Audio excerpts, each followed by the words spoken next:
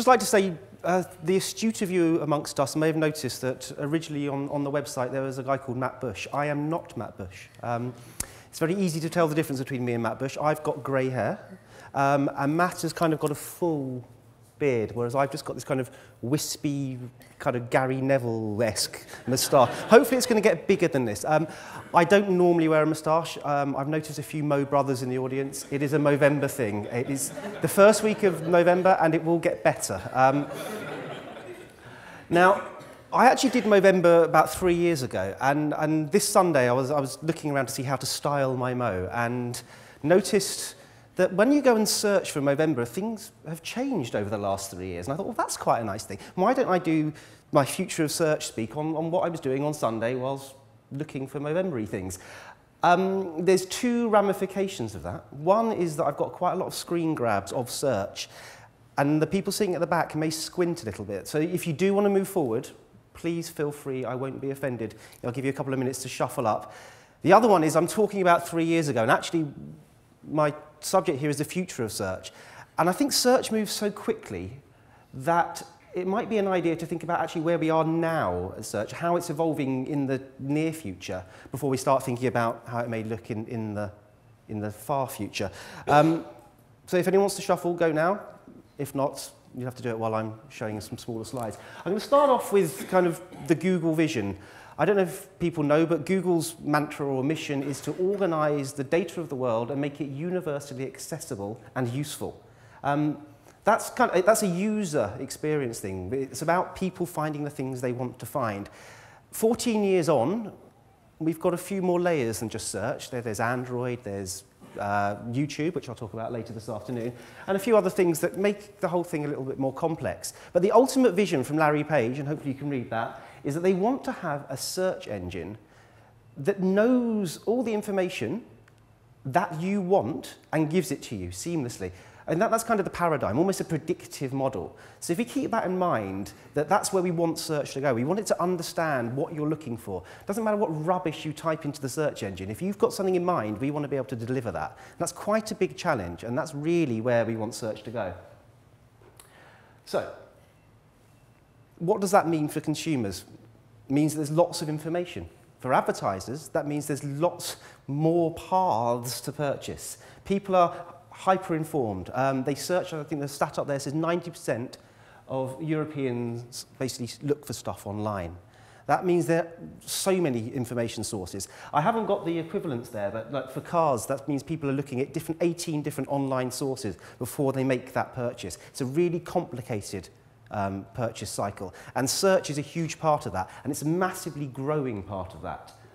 Oh, the clicker didn't work. Try again. Yeah. So there are over 1 billion searches done every day, and that's growing all the time. And the interesting thing about that, the people are searching for stuff they've never searched for before. 200 million of the search terms you get every day are new. I mean, a lot of them are derivative from old ones, but they're not searching for the same thing. They're not using the same terms. Language is evolving, the way people are searching is evolving, and it's growing. So that gives us a hell of a challenge when we want to try and predict what people are saying, trying to get them into a certain area. As I said, or kind of hinted at earlier, Google's mission is to get information working for people. We're very much a consumer-first company. If it works for consumers and they get a great user experience, then that's a platform for advertisers to take advantage of. The advertiser brand has kind of this mantra. It worked. Winning the moments that matter. It's a little bit cheesy, a little bit American. I'm not going to apologize for it because I think it sums it up very nicely. When people are searching, they are exhibiting behavior. They're showing a volition to know something, to find something. It's different to a passive medium where people are there to absorb or to relax. They're actually actively searching. And if they're searching for your product or searching for something around your product area and you're not there, you're missing the moment that matters. So I'm going to go back to Sunday now and me and my moustache and thinking about how that's evolved and how those moments that matter are changing over time and how you can take advantage of it. So before I actually got into my moustache, I actually sat down on Sunday to kind of put some of the ideas together for this. And the first thing I did, and apologies again if it's small, it says at the top, trains from London to Sue. What this is probably all familiar to you. This isn't that new. It actually predicts what I'm going to type in. It says, oh, you're probably saying Southampton or Southend-on-Sea or something like that. So immediately, it's instantly giving me a search result. It's predicting what I'm trying to type in. It's also getting rid of spelling mistakes, which makes our life a lot easier because I don't have to get everyone spelling Southampton. And you get the things that you're used to seeing. So you've got the predicted bit there, and then you've got, click again, you've got your paid for search results there. Now, there are some changes, and apparently this if I do that, oh, there we go. This is a bigger area than you used to get, and there's a few things here, 103 people plus one this page, and there's lots of different links. You've got your normal link, but there's like 4 other site links there. So the offering for advertisers is changing as well, and then you've got your organic search underneath it. So that's nothing particularly new. If Google were really nice to me, they might have let me fly. They didn't, but I did it just for the hell of it. I typed in flights to Southampton. The reason I did that is I wanted to highlight this other box here, which is, there it is, which is a flight search. So it immediately goes, you're looking for flight information, why don't I give that to you quite quickly? You don't even have to click into things. And this is kind of where search is going. It's predicting what you're looking at and trying to give you that information a little bit earlier. I also highlighted a little vocal icon in the top there. This is on google.com. It's not on google.co.uk yet. We often roll things out on the American or the global site first. If you do want to experiment with these things, if you scroll down to the bottom of your Google page, there is a little tab that says use google.com, and you can try these things out. But the voice search is very good. It didn't used to be. You used to have to speak with a bad American accent to get it to understand you at all. This actually works quite well now. So I just thought I'd highlight that. I also wanted to know where the hub is, and I had to look at the venue and find out Southampton College. So I typed that in, and I got a completely different Google search result. No flights, and I've got a big map there. It's understanding that my search has got local intent. It's not that hard. I put the word Southampton in there. But it's telling me where to go. It's giving me pictures of the hub, saying, oh, there might be interesting things there. So again, we're not giving the same results back every single time. I also wanted to know, well, actually, what the weather was. One of the things I did notice when I looked at the map was the train station was a lot closer, so I didn't get the flight, not that I was going to. I booked my train ticket. I also needed to know what to wear. And if I type in there, that's a bit bigger, you should be able to read that. Weather in Southampton, immediately underneath that, I get the weather report or the weather forecast, which is good. It let me know a couple of days in advance. It's not our fault if the Met Office gets it wrong, but I didn't bring an umbrella. It didn't say I needed to. So immediately, I was already set for coming to Southampton. I'd bought my train ticket. I knew what to wear. I knew where I was going. But I had the rest of Sunday to relax and enjoy myself. I wanted to go and see Skyfall. The wife and I had been discussing it. We didn't get in the premiere weekend or the first weekend. It was all full up. So we booked Skyfall. So I thought, that's what I'm going to do now. And there I go. I typed in Skyfall. And something really interesting happened here. Now, this is the UK result. This used to be only in America, but we've actually developed it now to be in the UK as well. First thing is the cinema listing. And that's doing 2 things. It's recognising Skyfall's a film, and I want to watch it.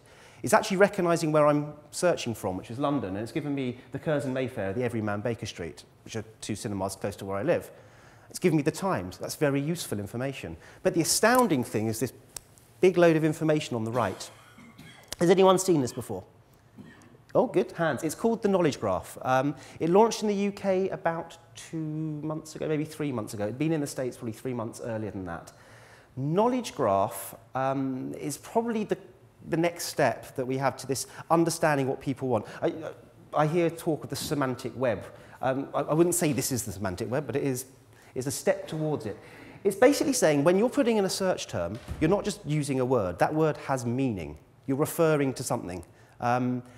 Therefore, that object has got some meaning to you, other people, and relationships to other objects in the real world that don't just exist online. And what Google's trying to do is put those together, trying to make sense of your meaning and trying to give you other information you might find useful. So in this space here, I've got, well, Skyfall is a film. It's got all the information on the film. It tells me who directs it, Sam Mendes. Tells me it's a story by Ian Fleming. And then it's got the cast. And it thinks, well, if you're into Bond, you might want to know the cast. And actually, if I clicked into Javier Bardem, I'll actually end up seeing more about Javier Bardem. And beneath it, other things. Well, you might be looking for other big films, Dr. No or The Dark Knight, because that was a big film this summer as well. And for me, Knowledge Graph is one of the most interesting advances in search, and what it indicates in terms of a change in mindset for Google is enormous. At the moment, there's no advertising opportunities around it, but it just shows how search is developing from something that was an information engine into a knowledge engine. And that's a very important difference. So we booked our tickets, and if you haven't seen Skyfall, I highly recommend it. It was great fun.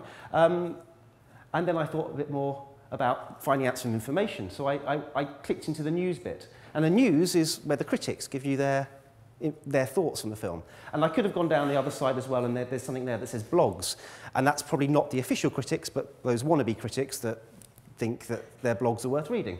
And then you have underneath that discussions, which is where you or I would probably go on and comment on it and talk about these things. So there's levels of information, and it kind of shows Google's taxonomy of this information, the way we've layered it through that. It's not all about that search page. And actually, you can set up alerts, or you can go back in time and see what people were saying. Well, they wouldn't have been saying much about Skyfall a year ago, but other films or whatever you want to look at a year ago. So yeah, we decided we wanted to see it, and as I said, it was a very good film. And then I turned my attention back to my moustache, and this is where I started. Click again, thank you. Movember. So I typed in Movember. Again, I've done this in the US site, in the google.com. This is rolling out to the UK. There are 1 or 2 features that are in the US that will probably come across next month. This is giving me what we're now calling personalized results. And this is tapping into social extensions. I know you had a session on social this morning. I'll explain a bit more about how that works. So the first thing I'm going to highlight is up there. It's got my name, Daniel Solomons. It says I've got 14 messages waiting for me in Google+. Underneath that, there are these 2 little icons, a personalized one, and that's a world. You can't see it too clearly from the back.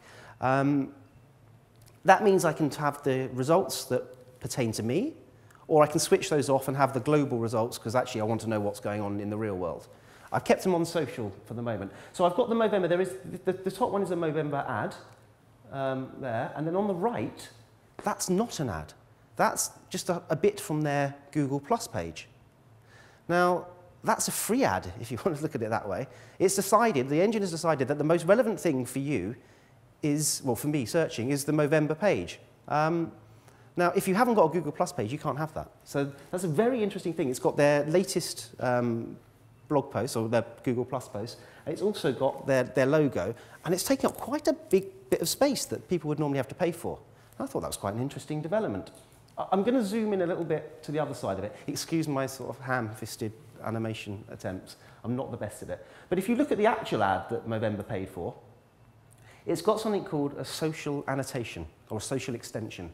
And it's telling me that 1,259 people have +1 the Movember page, which for something that's quite short-lived and new, that's not a bad amount. Now, when we see those social extensions like that on ads, the click-through rate goes up on average 7%. Sometimes it goes up 20-something%, but on average you see a 7% rise in click-through rate just by saying people who are like you on Google Plus have +1 this. There's also these little social annotation logos, the personalized logos further down, which tell me that those posts are personalized to me. They wouldn't appear there if I wasn't logged in as myself. Actually, I've got a thing there that one of my colleagues, Hamish Nicklin, whose moustache isn't quite as splendid as mine yet, he shared that. He shared that post on Google+.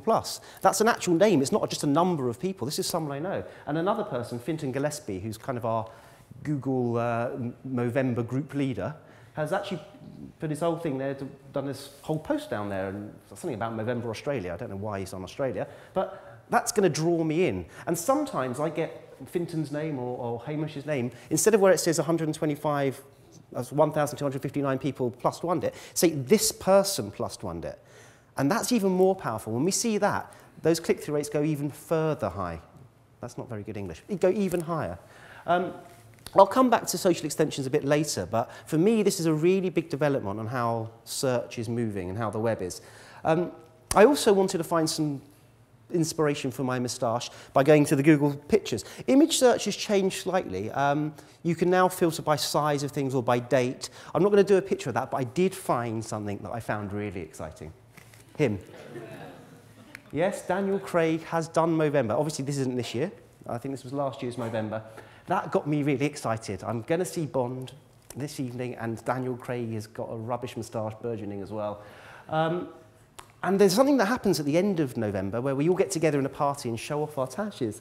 And I thought I could go as Bond. I was like that. I could be James Bond. So I went back onto Google and I searched in James Bond costume. Now, the reason I did this, the reason I put this up, I thought was very interesting. Because there's two things. There's the shopping results there, like that, which has been there for a while. It realises you can buy it and tells me where I can buy it. But actually, the ad that people have put there, oh, sorry, I'll go back, has got some pictures in it. Now, that's an enhanced listing now. You didn't used to be able to do this. So we've seen you can have your sort of the Google Plus extensions. You can have more site links on your ad, but you actually can put pictures on there as well. Or you can put logos on there. And that's a development in search now. It makes it much more attractive, even has a kind of a branding effect, which often hasn't been associated with search. It was at this point my wife came in and she said, "You don't look anything like Daniel Craig. Stop trying to be Bond." She actually said to me, "You look more like the gendarme from Hello, Hello." I wasn't very pleased with that. I looked in the mirror today and she was probably right. So I dropped it. She said, "You've got to make dinner." She'd made it last night. "There's some chicken and chorizo in the fridge. Make something Spanish." "Thank you," I said. So there I was in front of my computer, and I typed in, and you can hardly see it, chicken and chorizo, I typed in there. And it gave me some recipes. But the thing I found really interesting is this bit on the left. I'm going to zoom that up a little bit. It's got an ingredients page and a cook time thing. So I don't like tomatoes, and we had a can of chickpeas. And I think apparently chickpeas are quite Spanish as well. So I ticked the chickpeas thing, I unticked the tomatoes, and it gave me a couple of recipes that were chicken chorizo, including chickpeas not having tomato. Isn't that cool? And if I hovered over that, at the top one there, it actually expands a bit. This isn't particularly new, you just get this preview, but it allowed me to see whether that was a dish I wanted to make if I had the time to do it. It looked quite interesting, it looked quite complicated. So I thought I'd enlist the help of YouTube. Now, YouTube's obviously a video site, and I'm going to talk about more about it later. But YouTube is actually the second biggest search engine in the world as well. And it's very similar to Google Search. You've got the search box up the top. Ooh, I'll click again.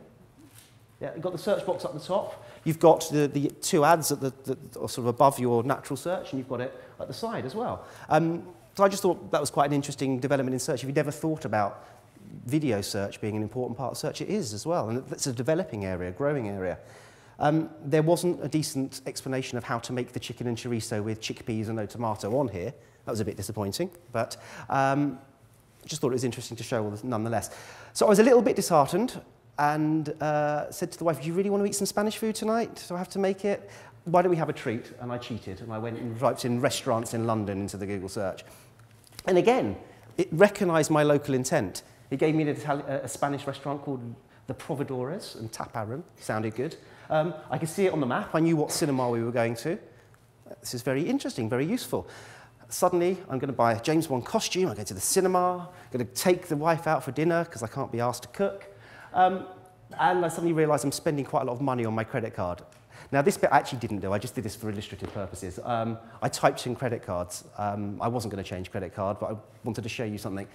There's a pane down here which says compare credit cards. The reason I wanted to show you this was, and now I'll press the right button, and I get my pointer up. We've introduced something called vertical search. And this is basically drawing information from products. In this case, credit cards. We do it for other products as well. And actually, what we're finding, it's just increasing click-through rates and lowering CPAs quite dramatically. And this is a pretty new development for us as well, bringing in the vertical information. And as you can see, if you look at the ad at the top as well, it's also got the social annotations and the extra lines of text. And actually, if you scroll over it, like you did with a normal listing, you get the ad preview as well. Okay, so I've shown you lots of things that are search up to now. I said earlier that I think search is a good illustrator of people's behaviour, their mindsets, and their intention to purchase something. And I'm just going to dwell very quickly on sort of the other mantra of being there in those moments that matter, is actually we also use search data to make better decisions. And that's kind of another pillar of the Google brand for advertisers. We have got lots of free tools that tap into search data and allow you to investigate it. One of them, it used to be called Insights for Search. And the reason I brought it up is because it's changed. It's now called Google Trends. I think if you type in insights for search, you'll still find it. We've merged it with another tool called Trends, and here's where it is. And just to give you a kind of flavour of what it did, if I think about my behaviour on Sunday, I did look up a recipe. I'm not alone. So I just put in here cooking and recipes down the side. And you get this graph that tells me two things. Firstly, cooking and recipe searches are going up and up and up, and that's relative to all search volumes. So if they normalise for all search volumes since 2004, which is when we started measuring these things, it's a really big area for people. It's also got some little peaks, and they're quite regular, these peaks. If you hover over them, you'll see they're in December and February. And if you look down here at the bottom, if I use the right button again, it tells me what people are searching for, related terms and the sort of the key trending terms over those, well, over those 8 years. And if I look at December's one, if I zoom in, I see it's Christmas. If I look at February's one, I see it's pancakes.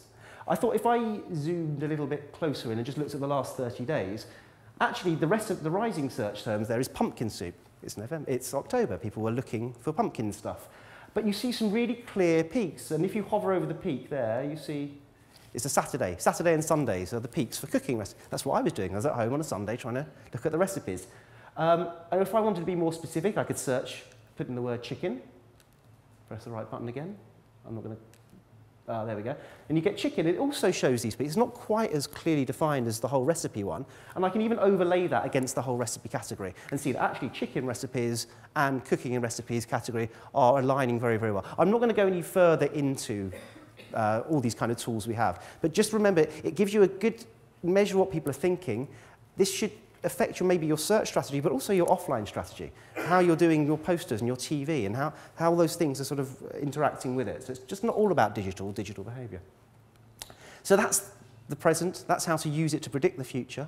And this is kind of my take on the big things in the future that are happening. I just wanted to talk about 3 key trends that are really affecting everything.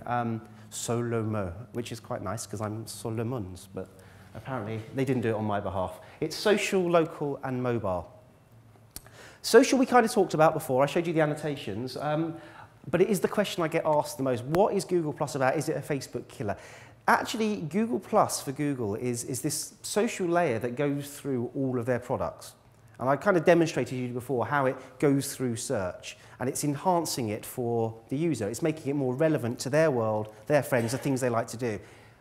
And therefore, it makes their search results more relevant, and therefore gives you a moment that matters, to use that phrase again, which you can then capitalize on. And if you do use those social extensions, you get a massive uplift. So here's a couple of examples that we're allowed to share with you.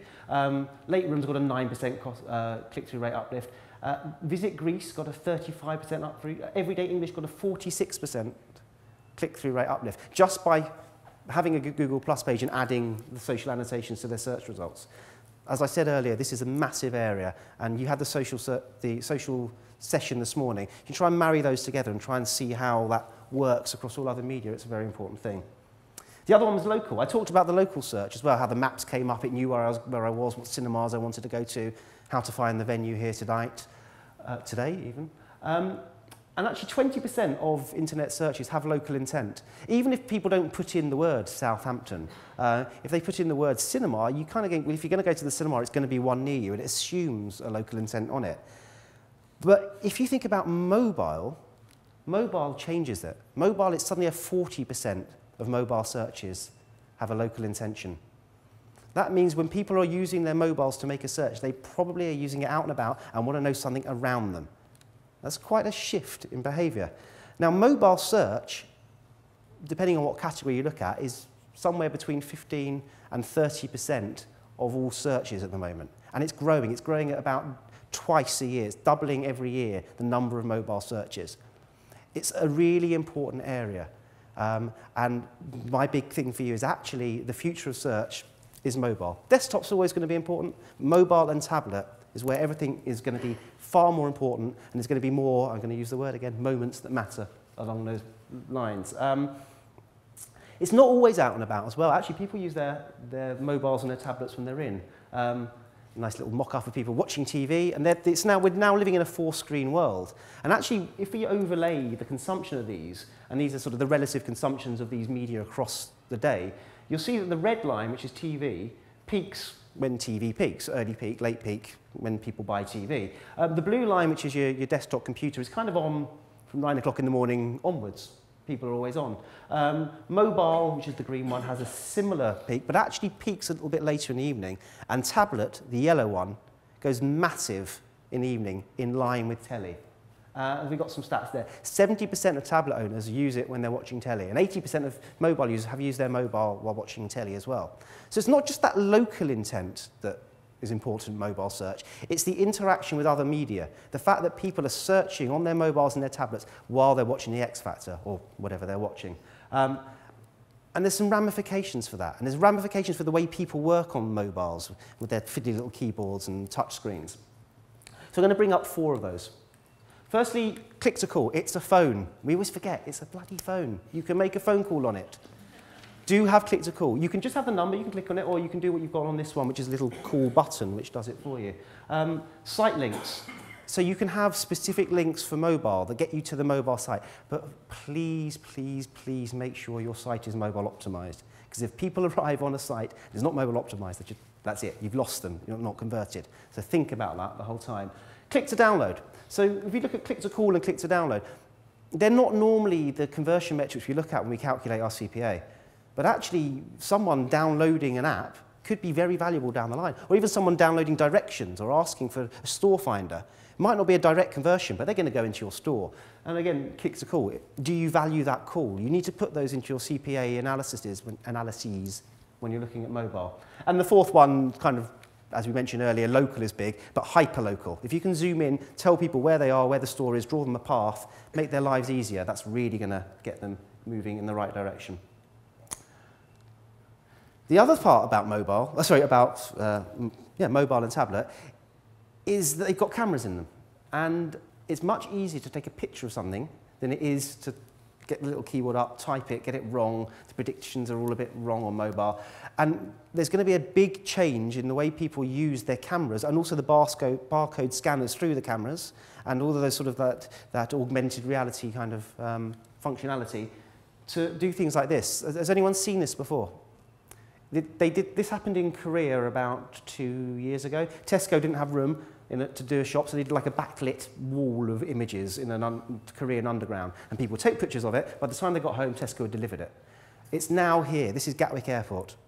Gatwick, you can scan the barcode from the things you want, tell them what date you're going to come back from holiday, and then when you come back from holiday, you've got some milk and cheese and eggs waiting for you. Fantastic. But you're not typing it in, you're actually taking a picture of the barcode or the product. You're searching for it, but you're not searching for it through text.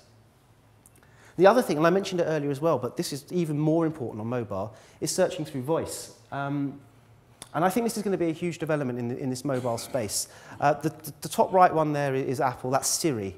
And the other one is Jelly Bean. Jelly Bean's the new Android OS. They both have what I'd like to call a concierge service. It's not just about voice searching, it's about understanding what's going on in your calendar, where you're supposed to be, what's going on in the world around you, the maps, who you're supposed to be going there with, and linking it all up and giving you the search results you want. But sometimes before you ask for it, but sometimes you go, Jelly Bean, what's going on in the world? What time's my train? And it will tell you, your train is at this time, you are here, the journey time is that far, here's the map that helps you get there. And sometimes it will tell you your train's delayed as well. This is really now getting into the future. But this, for me, is where it suddenly gets much more interesting. We're starting to give people what they're searching for before they've even searched for it. And that's much closer to Larry Page's vision for the future. And this is just going to get massive. This is a BI intelligence projection to the future. We're at the white arrow. You can tell because it says we are here. Personal computer growth is still going up. Smartphone growth is getting enormous. Tablet growth. Someone predicted, and told me this week, they heard a prediction, they told me this week, that after Christmas, tablet penetration in the UK is going to be around 20%. It's the big thing this Christmas. Everyone's shopping for a tablet. So I actually think that tablet growth is maybe a little bit conservative. But whatever it is, there's a huge amount of growth in the tablet and smartphone area. So I'm going to leave you now with sort of 3 key trends that I think are affecting search behaviour and are continue to affect it. And when I say search, hopefully you see that it's not just about desktop search, it's about the whole package of people's digital behaviour and the devices they're using to help them do that. The first one is, it says information at the top there. We are hyper-informed. But not only are we hyper-informed, we've kind of got used to this recessionary thought that people should shop around. We're savvy shoppers. Even though apparently we're coming out of recession, there's a badge of honour in getting the right price. And you get pilloried now if you haven't searched around. If you haven't looked on a price comparison, you haven't asked someone, then you must be an idiot. You're paying full price. And that's kind of now ingrained into our behaviour. And the more information we have, the more that's going to become part of the way we work. And there is more and more information. The second one is speed. Click again. Very hot at the moment. On the train up here, I saw 4G, everything everywhere, posters everywhere. And one of my clients is Vodafone, and they're trying to combat that at the moment. So this is an enormous thing. At the moment, 4G is going to roll out to 13 cities in the UK by the end of this year. By the end of next year, it's going to cover 70% of the country, and it won't just be limited to Orange T-Mobile, to everything everywhere. That's a massive thing. And the third thing that combines with that quest for information, the amount of information, and also the speed of getting information, is the price and size. And I'm sure you've all heard of Moore's law, that everything basically doubles in capacity every 18 months. It also comes down in price. It's a glib statistic that the computer on board the Apollo 11 in 1969 has got less processing power than the mobile phone you've got. There's an even scary one. If you look at Moore's law, it says, has anyone here got kids in school? Yeah, okay. They've probably got smartphones as well now, haven't they? The phone that they've got at the moment in school, by the time they leave school, is going to be 512 times more powerful, depending what year they're in. I mean, this is growing, and it's going to become more accessible. This opens up to many more markets. It's not just the preserve of the rich or the tech savvy. It also opens up a lot of more geography, because 4G and the cheaper, more powerful processors are going to roll out across countries that don't have desktop computing. And suddenly mobile search is going to be enormous for them. And then I'm going to leave you with a final vision from Google. I don't know if any of you have seen these. I got very excited about this. This is Project Glass, Google Glasses. The challenge set to the Google engineers was shrink all of that into something I can wear. And they've put it in there. Now, Google Glass, this is a prototype, but it has a microphone in it, an earpiece that goes into your ear. It has a camera, and it also has a little sort of screen, which apparently isn't that intrusive. I haven't tried these on, but apparently it doesn't get in the way. It just sort of tells you what's going on. If you combine that with the Siri or the Jelly Bean concierge service, you just have to say to it, what time's my train and what's the weather like? And it will say, your train is at this time, you must take an umbrella. And all those searches I did right at the beginning to find out how to get here just happen here. And then when someone's got something to tell me or a picture of Daniel Craig to share with me, it will just ping up in my eye. This is in prototype, but it works. It does seriously work, and it is phenomenal. And it gives us our hands back as well. It's not a phone. It's a computer. It's your whole connected world together. And you're not typing in anything into a search box. And hopefully it will know what you're searching for. So that's where I'm going to leave it. For me, the future of search is enormous. It shouldn't be thought of in isolation. It's a big, round thing. It encompasses everything. And I'll come back later and talk to you about YouTube. But for now, if you want to... Oh, I've gone the wrong way. If you want to email me, that's me. Or what I'm going to look like at the end of the month. And I know there's other Mo Bros in it, and I don't want to take away from the Teenage Cancer Trust. But if you do want to sponsor the Google team, you can find us on the Movember site as well. Thank you.